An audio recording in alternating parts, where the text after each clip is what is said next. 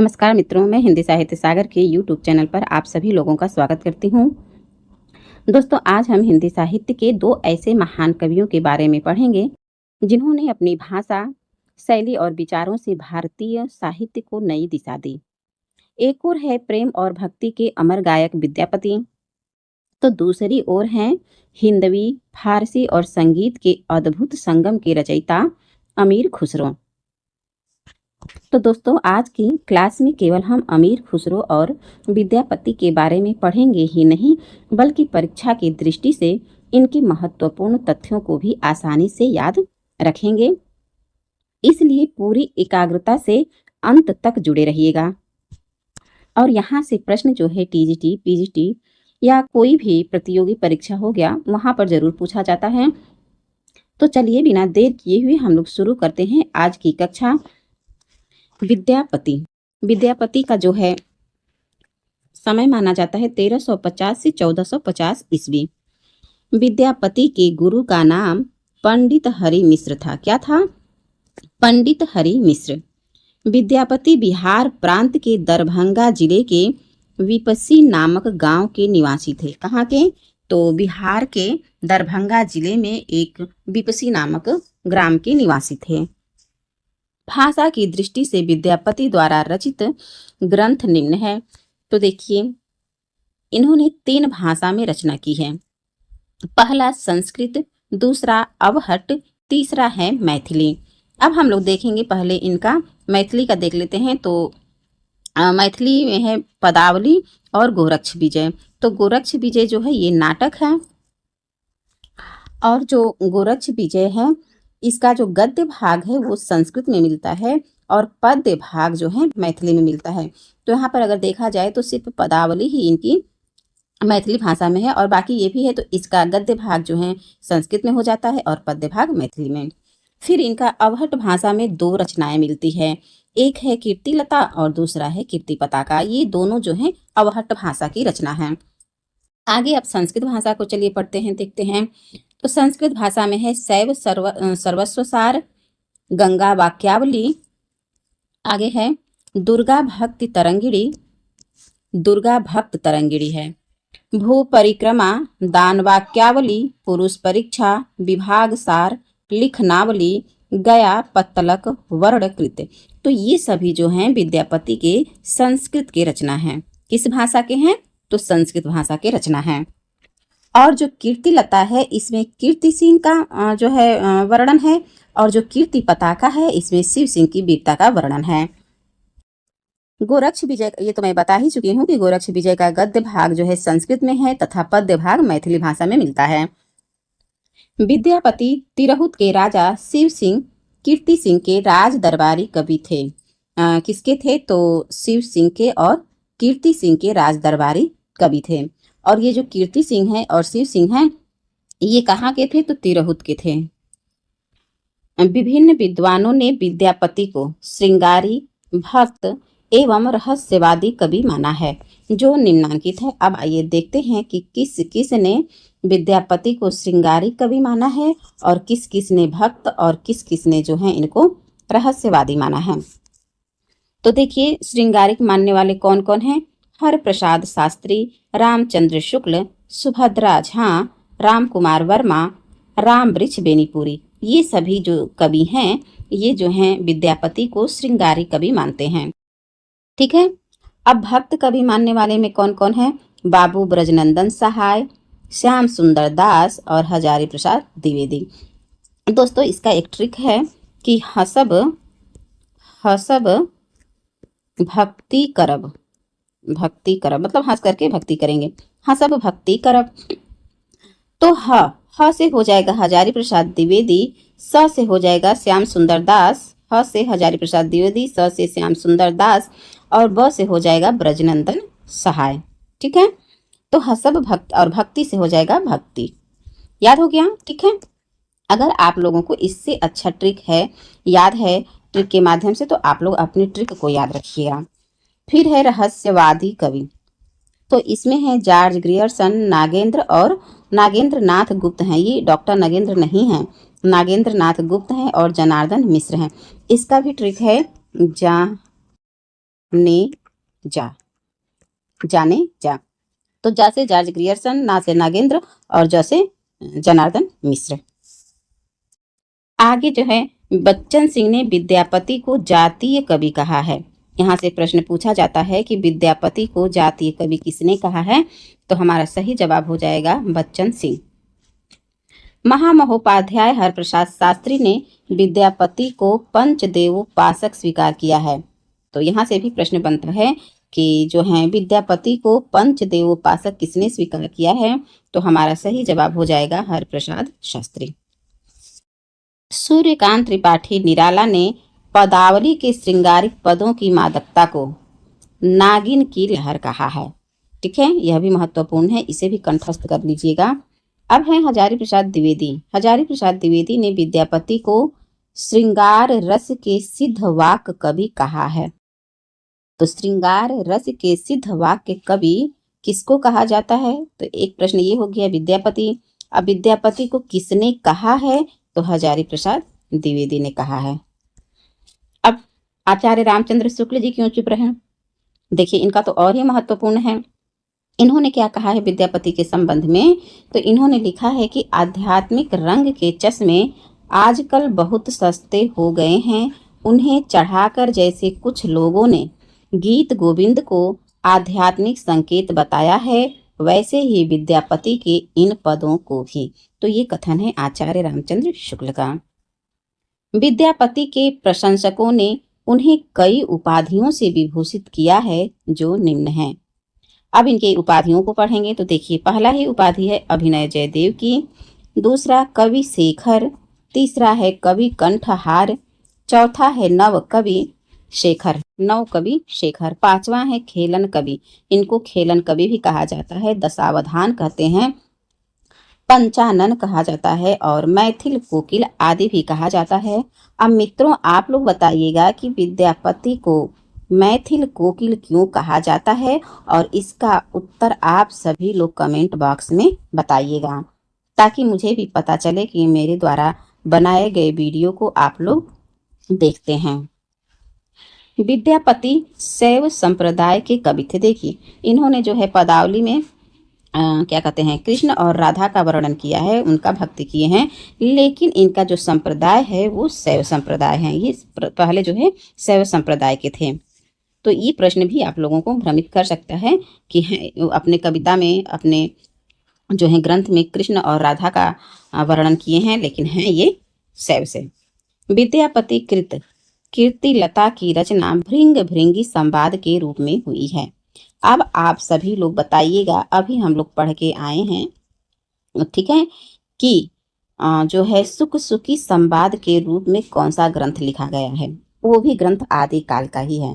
ठीक है, आप सभी लोग उसका उत्तर जो है कमेंट बॉक्स में बताइएगा कि सुख सुखी संवाद के रूप में कौन सा ग्रंथ लिखा गया है और वो ग्रंथ किसका है।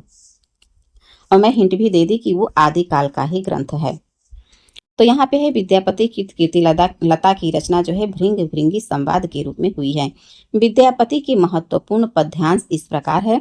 तो आइए हम लोग विद्यापति की जो है पंक्तियों को भी देखते हैं। तो हम लोग सबसे पहले कीर्ति लता से पंक्तियां को देखेंगे। देसिल बैना सब जन मिठा, ते तैसन जपहूं अवहट्टा, किससे है, कीर्ति लता से है। रज्ज लुद्ध असलान बुद्धि बिक्कम बोल बले हारल, पास बई सी बिसवासी राय गने सर मारल, यह भी कीर्ति लता से है। आगे है कीर्ति लता से ही है कि मारंत राय रणरोल पडु में इन हाहा सद हुआ, सुरराय नयर नर अरम रमणी वाम नयन पफुरिय धुआं, कतहूँ तुरक बरकर बार जाए ते बेगार धर, धरि आनय बामन बरुआ, मत्था चढ़ाव ई गायक चरुआ, हिंदू बोले दुरहिनिकार, छोटों तरु का भव की मार। तो ये सभी कीर्ति लता से हैं।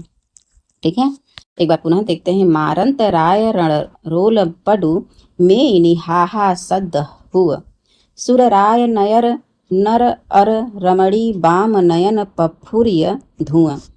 अगला है कतहूँ तुरक बरकर बार जाए ते बेगार धर, धरि आनय बामन बरुआ, मत्था चढ़ावई गाय कचरुआ कीर्तिलता से है। हिंदू बोले दुरही निकार छोटऊ भतुर का भव की मार। आगे हैं कीर्तिलता से ही है। जस सुरसा हो सही मम भाषा जो जो बुझिन्हि सो करी ही प्रशंसा। ये भी कीर्तिलता से है कि जस सुरसा हो सही मम भाषा जो जो बुझिन्हि सो करी प्रशंसा। प्रशंसा यानी प्रशंसा। अगला है जाति अजाति विवाह अधम उत्तम का पारक कीर्तिलता। पुरुष कहाड़ी हव कहो जसु पंथावे पुन्नु कीर्तिलता। बालचंद बिजामहु भाषा दुही नहीं लग गई दुज्जन हासा कीर्तिलता। दोस्तों मैं हर पंक्तियों के लास्ट में जैसे कीर्तिलता से है तो कीर्तिलता बोल दे रही हूँ, पदावली से होगा तो पदावली बोल दूंगी। बोलने का तात्पर्य है कि अगर आप लोग काम करते हुए भी हमारे वीडियो को सुनते हैं तो आप लोगों को अच्छे से याद हो जाएगा। अब हम लोग पढ़ेंगे पदावली से। तो पदावली का देखिए खने खने नयन कोन अनुसरई। जैसे कि हम मान लीजिए हम बोल दिए कि हम अब हम लोग जो है पदावली की पंक्तियों को पढ़ेंगे, ठीक है। अब पढ़ रहे हैं, हम पढ़ते जा रहे हैं। खने खने नयन कोन अनुसरई खने खने बसत धूलि तनु भरई। फिर पढ़ दिए सुधा मुख के भी निर्मल बाला अपरूप रूप मनोभव मंगल त्रिभुवन विजयी माला। फिर अगला पढ़ दिए। तो ऐसे आप लोग भूल जाएंगे अरे कहाँ से पढ़ रही हैं मैम, ठीक है। तो मैं बार बार अगर हर पंक्तियों के लास्ट में उसका नाम ले रही हूँ तो आप लोगों को याद रखने में आसानी होगी और आप काम करते हुए भी वीडियो को सुन सकते हैं। आइए खने खने नयन कोन अनुसरई खने खने बसंत धूलि तनु भरई पदावली से है। सुधा मुख के भी निर्मल बाला अपरूप रूप मनोभव मंगल त्रिभुवन विजयी माला पदावली।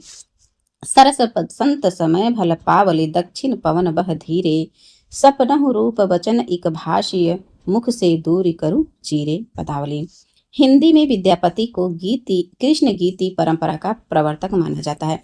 कृष्ण काव्य परंपरा का प्रवर्तक अगर पूछा जाएगा तो सूरदास हो जाएंगे, लेकिन कृष्ण गीति परंपरा का प्रवर्तक विद्यापति हैं। इस चीजों को आप लोग अच्छे से कंठस्थ कर लीजिएगा। जहाँ पे कृष्ण गीति परंपरा रहेगा वहाँ पे हमारा सही उत्तर हो जाएगा विद्यापति, और जहाँ पर रहेगा कृष्ण काव्य परंपरा तो वहाँ पे सूरदास हो जाएंगे। आइए दोस्तों अब हम लोग पढ़ेंगे अमीर खुसरो को।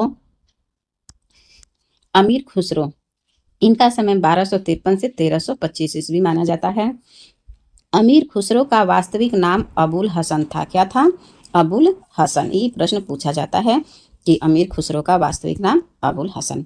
अमीर खुसरो निजामुद्दीन औलिया के शिष्य थे, यानी कहने का मतलब है कि जो अमीर खुसरो हैं इनके गुरु का क्या नाम है? तो इनके गुरु का नाम है निजामुद्दीन औलिया। आगे बढ़ते हैं। अमीर खुसरो खड़ी बोली के आदि कवि कहे जाते हैं, ठीक है। किस बोली के? तो खड़ी बोली के आदि कवि कौन है? अमीर खुसरो हैं। अमीर खुसरो ने दिल्ली के सिंहासन पर 11 राजाओं का आरोहण देखा था। कितने राजाओं का? 11। इतिहास के विद्वान डॉक्टर ईश्वरीय प्रसाद ने अमीर खुसरो को महाकवि या कवियों में राजकुमार की संज्ञा दी है, और ये प्रश्न भी बहुत ही महत्वपूर्ण है, इसे भी कंठस्थ कर लीजिए क्योंकि यहाँ से प्रश्न ऐसे ही पूछता है कि अमीर खुसरो, मैं प्रश्न भी बनाते चल रही हूँ मित्रों, ठीक है, कि अमीर खुसरो को कवियों में राजकुमार की संज्ञा किसने दी है? तो हमारा सही जवाब हो जाएगा डॉक्टर ईश्वरीय प्रसाद ने। आगे बढ़ते हैं। विद्वानों ने अमीर खुसरो द्वारा रचित ग्रंथों की संख्या 100 बताई है। यहाँ से यही प्रश्न पूछ लेगा कि विद्वानों ने अमीर खुसरो द्वारा रचित ग्रंथों की संख्या कितनी बताई है? तो लगभग 100 बताई है, जिनमें महत्वपूर्ण है। आइए महत्वपूर्ण रचनाओं को देखते हैं। तो पहला ही है खालिक बारी, पहेलियां, मुकरियां, दो सुखने और गजल। इनके और भी रचनाएं मिलते हैं, लेकिन यहाँ पे सरस्वती पांडे जी की पुस्तक में बस यही 5 ही दिया है, खालिक बारी, पहेलियां, मुकरियां और दो सुखने और गजल। अमीर खुसरो की पहेलियों और मुकरियों में उक्ति वैचित्र की प्रधानता है। ये मान्यता किसकी है? तो यह मान्यता आचार्य रामचंद्र शुक्ल की है, ये याद रखिएगा। और ध्यान रखिएगा कि अमीर खुसरो की पहेलियों और मुकरियों में किसकी प्रधानता है, ठीक है, किसकी प्रधानता है? तो उक्ति वैचित्र की प्रधानता है। अमीर खुसरो के महत्वपूर्ण पद्यांश निम्नलिखित हैं। आइए देखते हैं इनके पद्यांश को। चमन तुतिये हिंदुम अर रास्त पुरुषी जेमन हिंदुई पुरुष तानाज गोयम, अर्थात मैं हिंदुस्तान की तूती हूँ। अगर तुम वास्तव में मुझसे कुछ पूछना चाहते हो तो हिंदवी में पूछो, जिसमें कि मैं कुछ अद्भुत बातें बता सकूँ। ये किसका है? तो अमीर खुसरो का महत्वपूर्ण पद्यांश है। आइए इनकी पहेलियों को भी देख लेते हैं। एक थाल मोती से भरा, सबके सिर पर औंधा धरा, चारों ओर वह थाली फिरे, मोती उससे एक न गिरे। तो इसका क्या हो जाएगा? आकाश। आगे है अगला पहेली। एक नार ने अचरज किया, सांप मार पिंजड़े में दिया, जो जो सांप ताल को खाए, सूखे ताल सांप मर जाए। ये क्या है? ये दिया बाती है। एक नार दो को ले बैठी, टेढ़ी होके बिल में बैठी, जिसके बैठे उसे सुहाए, खुसरो उसके बल बल जाए। तो ये पैजामा है। अर्थ ते इसका बूझेगा, मुंह देखो तो सूझेगा। ये दर्पण यानी आईना है। आगे बढ़ते हैं, ब्रजभाषा का देखते हैं। चूक भई कुछ बासो ऐसी, देश छोड़ भयो परदेसी। ठीक है, अमीर खुसरो। एक नार पिया को भानी, तन वाको सरगाजियों पानी। अमीर खुसरो। चाम मास वाके नहीं नेक, हाड़ हाड़ में वाके छेद, मोही अचंभो आवत ऐसे, वामे जीव बसत है कैसे। अमीर खुसरो। अब आइए इनके दोहे और गीत ब्रजभाषा में जो लिखे हैं उसको हम लोग देखेंगे। उज्जल बरन अधीन तन, एक चित्त दो ध्यान, देखत में तो साधु है, निपट पाप की खान। खुसरो रैन सुहाग की, जागी पी के संग, तन मेरो मन पीऊ को, दो भयो एक रंग। आगे बढ़ते हैं। अगला है कि गोरी सोवे सेज पर, मुख पर डारे केस, चल खुसरो घर आपने, रैन भई चहु देश। अब ये तो अमीर खुसरो की पंक्ति, लेकिन महत्वपूर्ण और हो जाता है ये कि ये जो है पंक्ति अमीर खुसरो ने कब लिखी थी। तो ये पंक्ति अमीर खुसरो ने अपने गुरु के मृत्यु पर लिखी थी। गुरु के मृत्यु पर। और इनके गुरु कौन थे? तो निजामुद्दीन औलिया थे।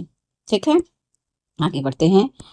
मोरा जोबना नवेलरा, भयो है गुलाल, कैसे गर दीन कस मोरी माल, सोनी सेज डरावन लागे, बिरहा अगिन मोहि डस डस जाए। अमीर खुसरो का है।